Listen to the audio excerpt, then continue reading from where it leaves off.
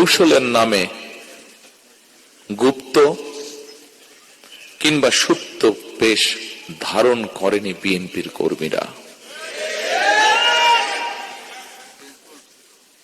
আমি বিশ্বাস করি, দৃঢ়ভাবে বিশ্বাস করি, যে দলের নেতাকর্মীরা অন্যায়ের বিরুদ্ধে এ ধরনের আপোষহীন ভূমিকা রাখতে পারে, সেই দলের বিরুদ্ধে ষড়যন্ত্র কিংবা অপপ্রচার চালিয়ে কেউ এই দলকে দমন করে রাখতে পারবে না ইনশাআল্লাহ। ফ্যাসিবাদী আমলের নির্যাতনের শিকার আমার সামনে বসা হাজারো প্রিয় মুখ, আপনাদের আত্মত্যাগ, আপনাদের বুক ভরা কষ্ট আমরা যারা আজ পেছনে রয়ে গিয়েছি, আমরা আমাদের সর্বশক্তি দিয়ে চেষ্টা করব যাতে এটি বৃথা না যায় ইনশাআল্লাহ। ফ্যাসিবাদ বিরোধী আন্দোলনে যারা গুম হয়েছে, যারা শহীদ হয়েছেন, তাদের প্রতি আগামী দিনের গণতান্ত্রিক যে রাষ্ট্রের আকাঙ্ক্ষা আমরা দেখছি, সেই গণতান্ত্রিক রাষ্ট্র এবং সরকারের অবশ্যই অনেক অনেক দায় এবং দায়িত্ব রয়েছে। রাষ্ট্র কখনোই আপনাদেরকে ভুলে যেতে পারে না।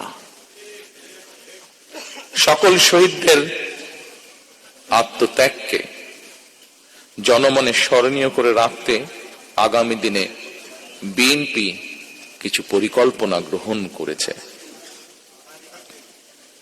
যদিও নির্বাচন কমিশনের বাধ্যবাধকতার কারণে এই মুহূর্তে আমি হয়তো বিস্তারিতভাবে সেই পরিকল্পনা আজকের এই অনুষ্ঠানে তুলে ধরতে পারছি না, কিন্তু তারপর বলতে যদিও কষ্ট হচ্ছে যে আমরা দেখেছি নির্বাচনের কমিশনের রিসেন্টলি কিছু বিতর্কিত ভূমিকা বা বিতর্কিত অবস্থান। তারপরেও রাজনৈতিক একটি দায়িত্বশীল রাজনৈতিক দল হিসাবে আমরা ধৈর্যের পরিচয় দিতে চাই।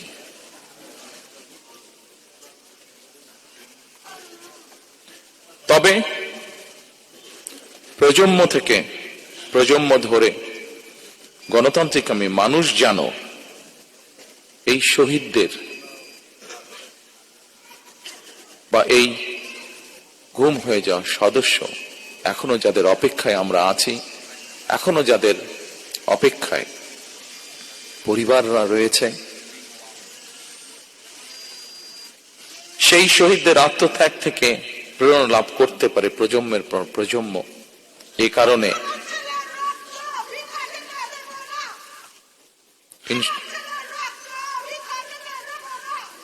ইনশাআল্লাহ ইনশাআল্লাহ মা, ইনশাআল্লাহ আমরা আপনার সাথে আছি, আমরা আপনার সাথে আছি মা।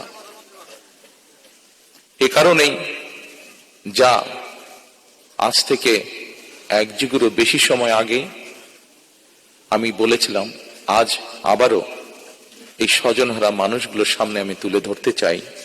সেটি হলো ইনশাআল্লাহ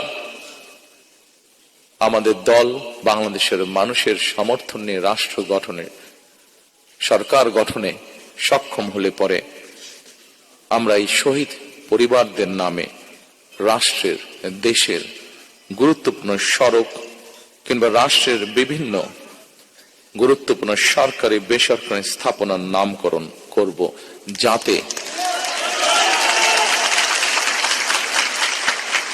যাতে প্রজন্মের পর প্রজন্ম এই শহীদদেরকে গৌরবের সাথে স্মরণ রাখতে পারে।